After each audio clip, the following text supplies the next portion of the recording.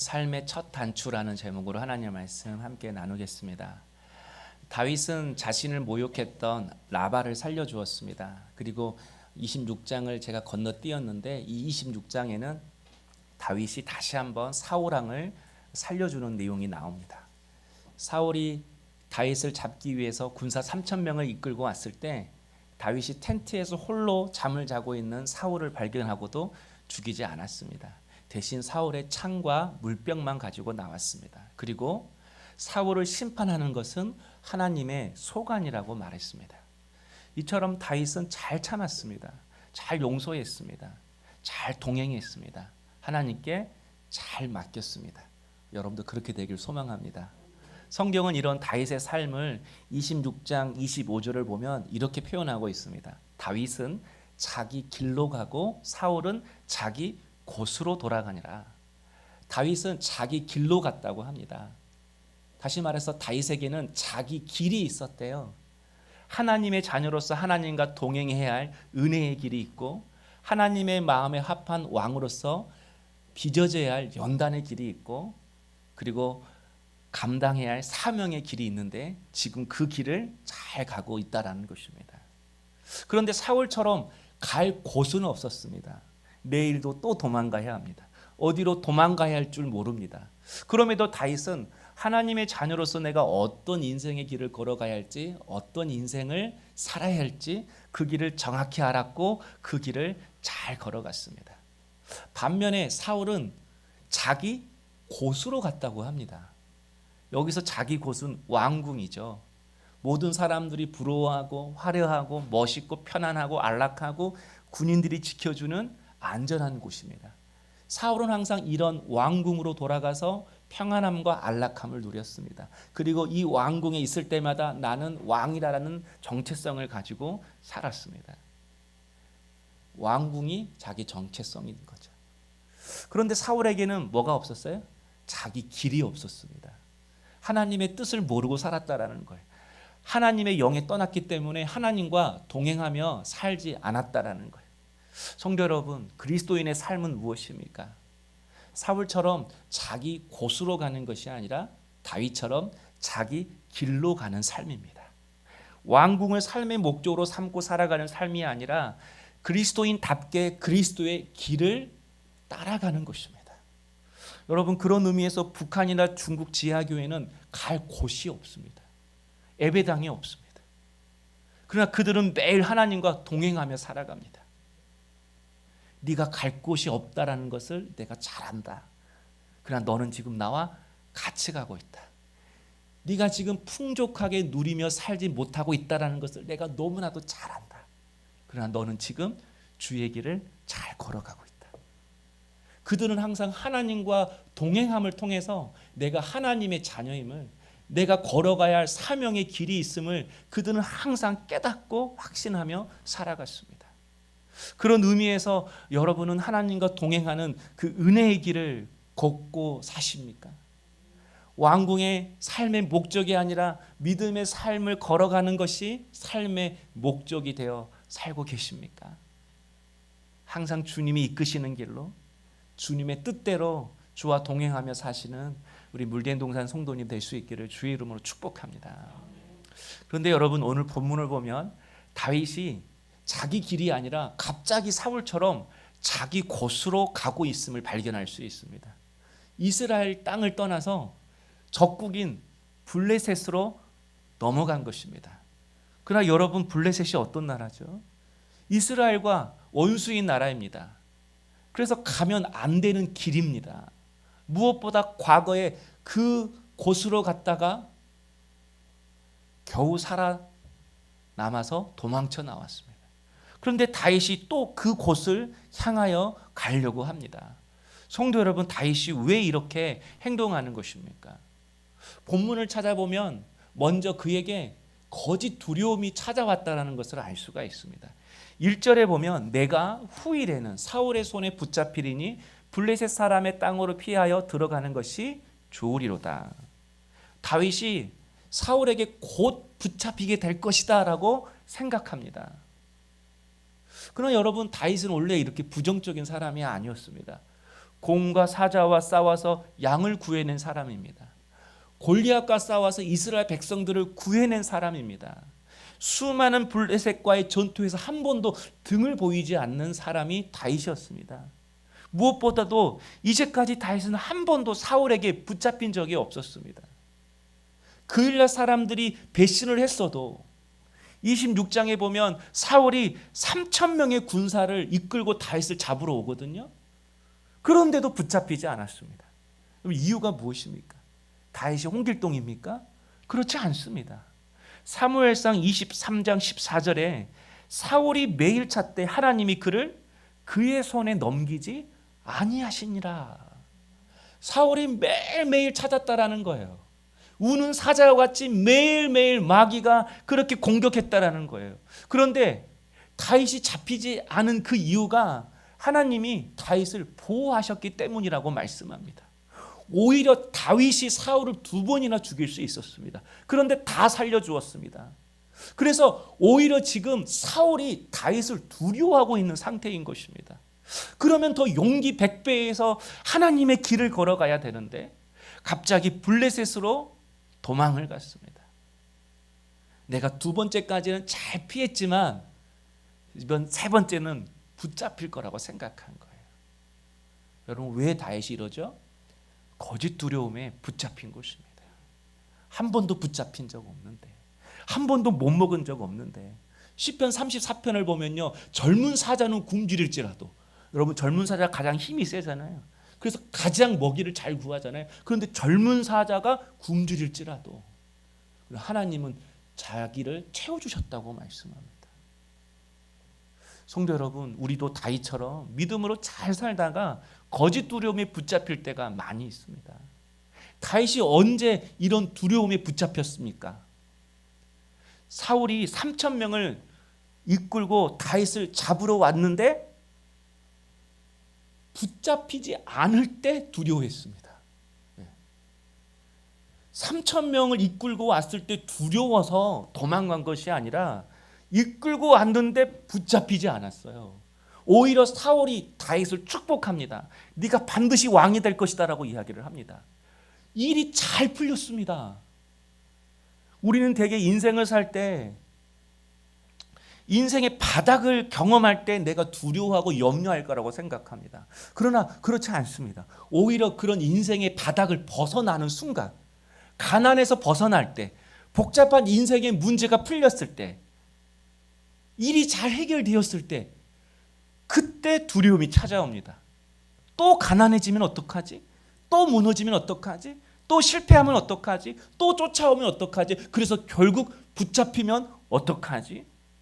이제까지 하나님의 은혜로 그 은혜의 길을 잘 걸어왔는데 갑자기 거짓 두려움에 붙잡히는 것입니다. 일어나지도 않았는데 미리 걱정하는 거죠. 미리 두려워하는 거죠. 여러분, 이렇게 거짓 두려움에 붙잡히면 사람의 방법 찾습니다. 거짓 피난처 찾습니다. 블레셋으로 도망갑니다. 뿐만 아니라 다윗이 블레셋으로 도망간 또 다른 이유를 오늘 본문에서 찾아보면 거짓 평안 때문이었습니다. 1절을 다시 보면요, 후반절에 사울이 이스라엘 온 영토 내에서 다시 나를 찾다가 단념하리니 내가 그의 손에서 벗어나리라. 다윗은 지금 8년이 넘게 광야에서 도망자 생활을 하고 있습니다. 그것도 혼자가 아니라 600명을 이끌고 있습니다. 그래서 항상 먹을 것, 입을 것, 마실 것, 잘 곳을 걱정해야 했습니다. 그러고도 항상 늘 사울왕에게 추격당해야 했습니다. 늘 도망다녀야 했습니다. 그런데도 8년 동안 상황이 바뀐 것은 하나도 없는 것입니다. 아무리 하나님의 약속을 믿는다고 하지만 20대 후반의 젊은 청년 다윗이 이런 무거운 삶을 감당하기에는 버거웠을 것입니다. 그에게 굉장히 무거운 삶이었을 것입니다. 그래서 어느 순간 이런 생각이 드는 거예요. 내가 그의 손에서 벗어나리라. 야, 이제 내가 좀 벗어나고 싶다. 이제 사울왕에서 그만 쫓겨다니고 싶다. 이제 좀 편안해지고 싶다. 이제 좀 발 좀 뻗고 잘 눕고 자고 싶다. 무엇보다 여러분 3절에 보면요, 갑자기 이 구절이 들어옵니다.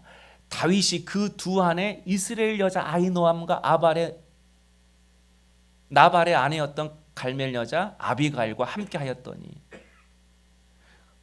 갑자기 다윗에게 2명의 아내가 있다고 기록하고 있습니다. 이 8년 광야 생활 동안 다윗에게 처자식이 생긴 거예요. 그리고 3절 앞부분을 보면 처음에 아둘람 굴에 왔던 사람들도 거기서 또 눈 맞고 또 어떻게 해서 다 가족이 생긴 거예요. 자녀들이 생긴 거예요. 그 순간 남편으로서 아내로서 이제는 정착해야겠다. 그래서 가정도 꾸리고 얘들 학교도 보내고 유치원도 보내야 되지 않겠냐라고 하는 그런 마음이 아버지로서 당연하게 드는 것이죠. 가족을 위해서 안정적인 삶을 살고 싶은 것이죠. 그래서 어디로 가야 평안하지? 어디로 가야 아이들이 안정적으로 불안해하지 않고 잘 커갈 수 있지? 생각하는 거죠. 그래서 얻은 답이 뭐였어요? 블레셋.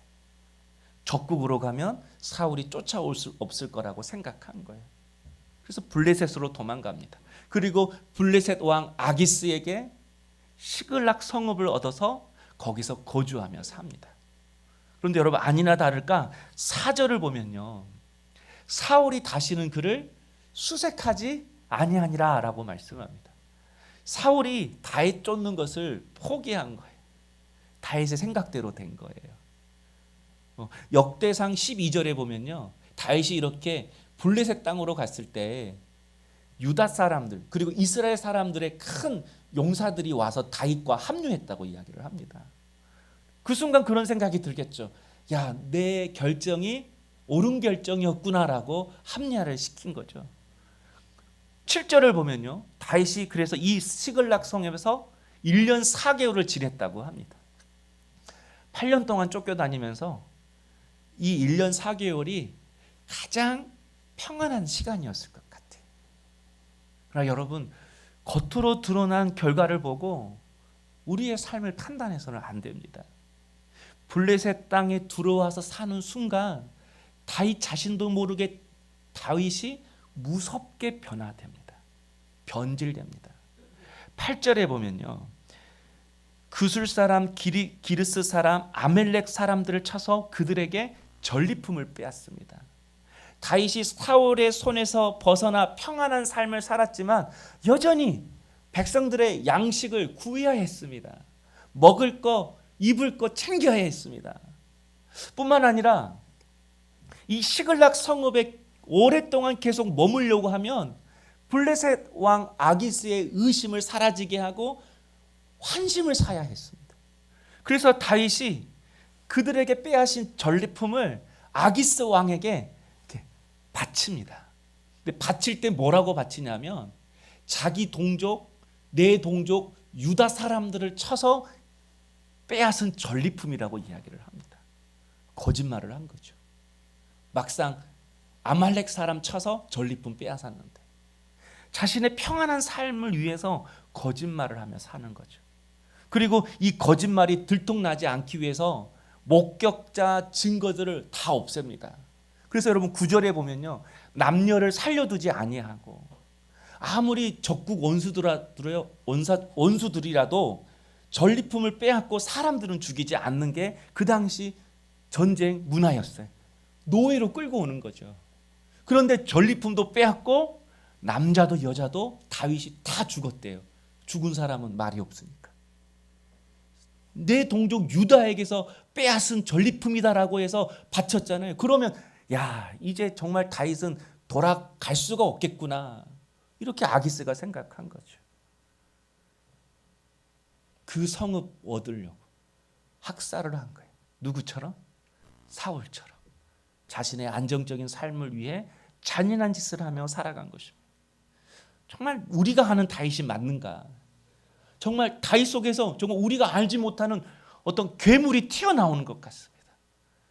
성도 여러분, 우리는 대개 하나님이 나를 힘들게 하니까 내가 이렇게 사는 거예요 라고 이야기를 해요.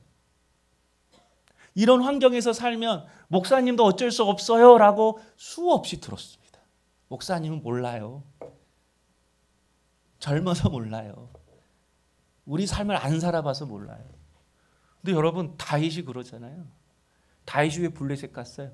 사울만 쫓아다니지 아니하면, 사울만 괴롭히지 아니하면 잘 살 수 있을 거라고 생각했습니다. 믿음으로 살 수 있을 거라고 생각했습니다. 그래, 내가 사울 때문에 이렇게 사는 거지, 사울 때문에 염려하는 거지, 사울 가시만 없으면 나도 믿음으로 살 수 있고 기도할 수 있고 나도 하나님 일 감당하며 살 수 있어. 사울 없어지면 블레셋 땅에 있다 할지라도, 내가 세상 속에 산다 할지라도 난 믿음으로 살아낼 수 있어. 그런데 여러분, 사울이 괴롭히지 않아도 여전히 다윗은 거짓말하고 살아갑니다. 사울의 손에 벗어났어도 적당히 거짓말하면서 평안과 안식과 안위를 취하며 살아가는 다윗의 모습을 볼 수 있습니다. 비록 잔인하고 거짓을 대가로 지불하더라도 내 가족만 안정적이고 잘 살면 된다라고 하는 그런 생각을 가지고 다윗이 블레셋 땅에서 살고 있습니다. 아니, 사울이 없으니까 오히려 더 거짓말하는 거예요. 사울이 없으니까 오히려 더 잔인해지는 거예요. 내게 가시가 없으니까 더 세상적으로 나가는 거예요.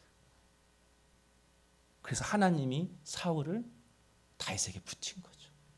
네 안에 사울이 있고 네 안에 그 사울 빼내야 너 내 마음에 합한 왕 될 수 있어.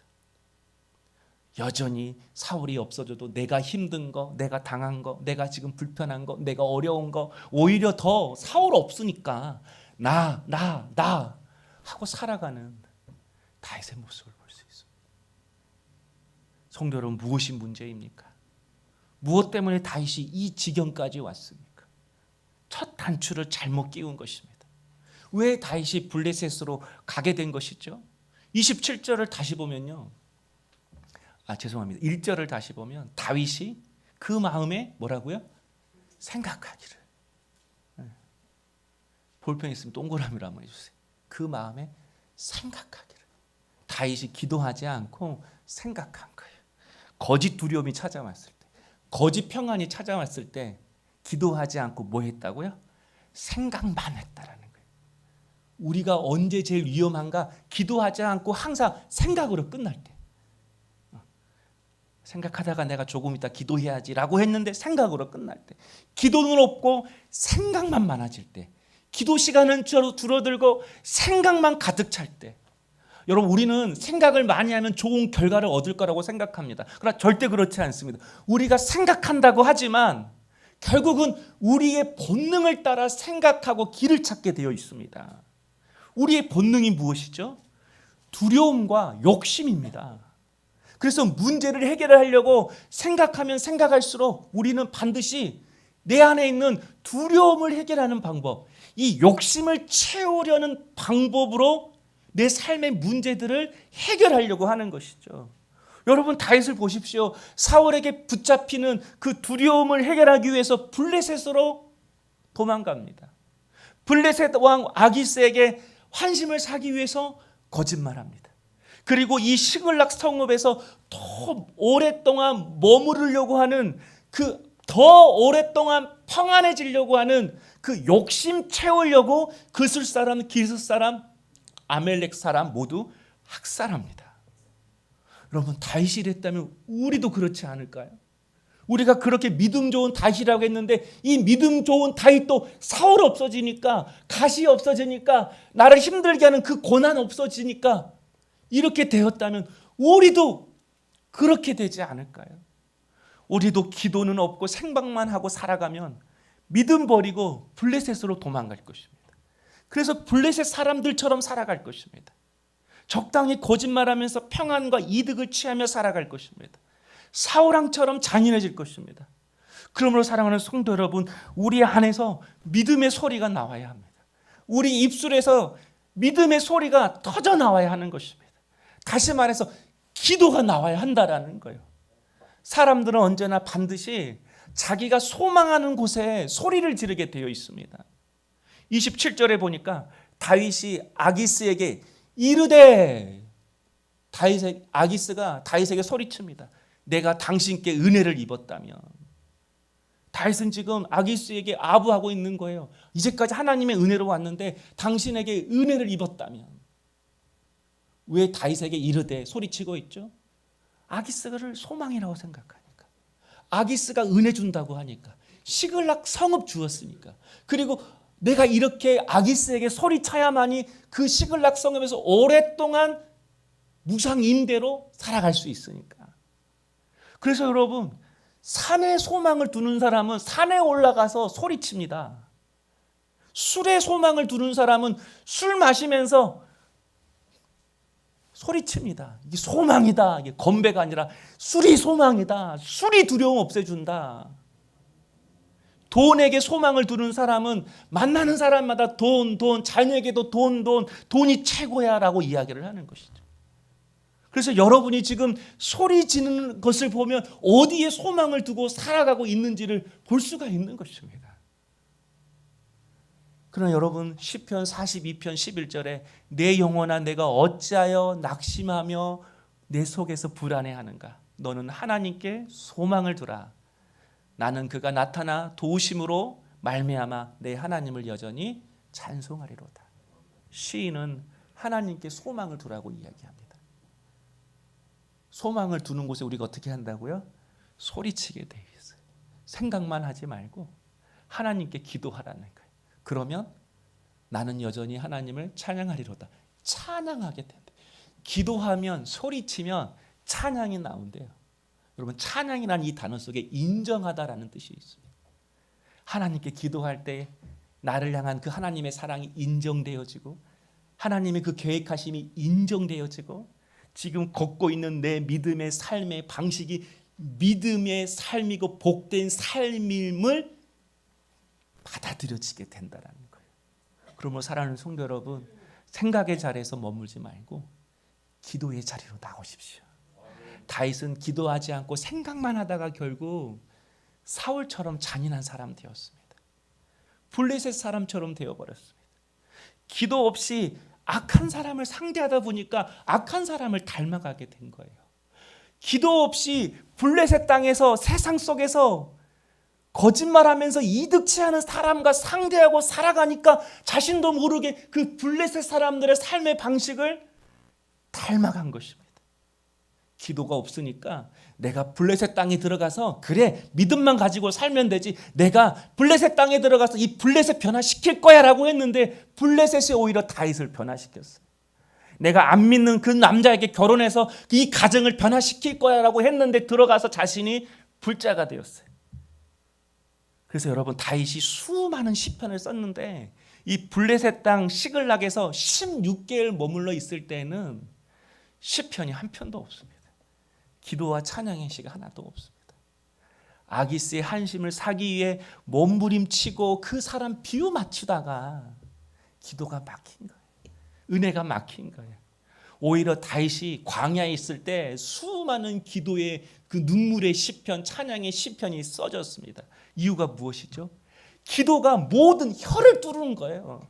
여전히 광야 같은 삶이라 할지라도 기도가 예배의 혀를 뚫고 찬양의 혀를 뚫고 감사의 혀를 뚫고 기쁨의 혀를 뚫고 그의 환경의 혀를 뚫어서 하나님만 목자 삼고 살게 한 것입니다. 성도 여러분, 기도를 통하여 여러분의 삶에 혀를 뚫어내는 주의 종들 되기를 원합니다. 막힌 문을 뚫어내는 주의 종들 될 수 있기를 소망합니다. 다음 주가 추수감사주일입니다. 추수감사주의 일주일 전이면 항상 우리 권사님이 이렇게 국화를 가져오십니다. 약한 몸으로 7개를 낑낑대고 그걸 가지고 오신 거예요. 그리고 이 7개 화분을 화장실에서 물을 한번 다 주는데 바닥이 꽃 잎사귀 가득 찬 거예요. 근데 그걸 이렇게 물로 이렇게 청소를 하시더라고요. 근데 그 청소하시는 권사님의 얼굴이 정말 빈말이 아니라 꽃보다 더 환한 것입니다. 제가 아부하려고 하는 게 아니라 정말 권사님 정말 꽃보다 더 환해요. 주님께 드리는 것이 기쁜 거예요.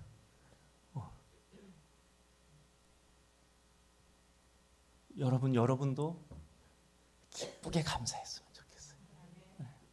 한 주간 한 해 동안 우리가 힘들게 살았지만 기도하면서 정말 감사의 마음을 담아서 여러분이 추수감사주의를 드리고 주님 앞에 그런 마음과 정성과 예물을 드렸으면 좋겠어요. 그런데 그 꽃보다 환한 권사님 얼굴을 보고 돌아가는데 제 마음에 주님이 이렇게 물어보시는 거예요. 너는 왜 이렇게 기쁨이 없니? 너는 왜 이렇게 마음이 무겁니? 제 마음을 지적하시는 거예요. 분별해 보니까 이 말씀 준비하고 있으니까 답이 나왔죠. 저도 생각만 하고 기도하지 않은 것입니다. 이러한 저런 생각으로만 그치고 내가 기도의 자리까지 나가서 충분하게 기도하지 못한 것입니다. 혹시 지금 여러분도 기도가 안 되고 생각만 쌓여가고 있습니까? 그래서 마음만 무겁고 복잡하십니까? 마가복음 10장에 보면 맹인 바디메오가 나옵니다. 예수님이 이 맹인 바디메오에게 내게 무엇하여 주기를 원하느냐라고 물으십니다. 그때 바디메오가 보기를 원하나이다 라고 분명하게 대답합니다. 주님, 저 보고 싶습니다. 예수님께서 여러분에게도 물으시면 분명히 여러분도 대답할 수 있으십니까? 여러분도 주께서 기도하면 응답해 주실 것을 믿으십니까? 여러분은 아멘이라고 말씀하지만 응답을 원합니다 라고 말하지 못하고 아마 여러분 속마음 속에 응답되면 좋지요, 변화되면 좋지요 라고 생각하는 분들이 많이 있을 것입니다. 그동안 자신의 삶을 변화시켜 주지 않은 하나님에 대한 낙심과 원망이 자신도 모르게 쌓여져 있는 것입니다.